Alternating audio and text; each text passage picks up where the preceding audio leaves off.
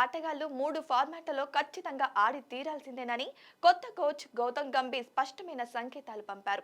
అతడు తాజాగా ఓ స్పోర్ట్స్ ఛానల్తో మాట్లాడుతూ ఈ మేరకు కీలక వ్యాఖ్యలు చేశారు. గాయాలు ఆటగాళ్ల జీవితంలో ఓ భాగం. ఎవరైనా సరే 3 ఫార్మాట్లు ఆడితే గాయపడతారు.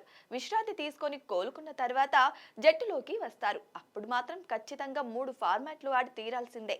ఎవరో ఒకరి కోసం అతన్ని టెస్ట్లో ఉంచుతున్నాం, మరో చోట తీసుకోబోతున్నాం. గాయాల తీవ్రత తగ్గించేందుకు వర్క్ లోడ్ మేనేజ్ చేయడానికి ప్రయత్నిస్తున్నామంటూ వ్యక్తుల కోసం పనిచేయడాన్ని నేను పెద్దగా విశ్వసించను. ప్రొఫెషనల్ క్రికెటర్లను చూడండి, వారికి చాలా స్వల్ప వ్యవధి లభిస్తుంది. మీరు దేశం కోసం ఆడాలనుకుంటే వీలైనంత ఎక్కువగా ప్రయత్నించండి. మీరు మంచి ఫామ్ లో ఉన్నట్లయితే ఓ అడుగు ముందుకేసి అన్ని ఫార్మాట్లలో ఆడండి అని పేర్కొన్నారు. వాస్తవానికి ఇది గత కోచ్ ద్రవిడ్ శైలికి పూర్తిగా విభిన్నమైంది. అతడు ఇంజురీ మేనేజ్మెంట్ పై దృష్టి పెట్టేవారు. హార్దిక్, బూమ్రా గాయపడిన వేళ వారిని కొంతకాలం ఆటకి దూరంగా ఉంచాడు.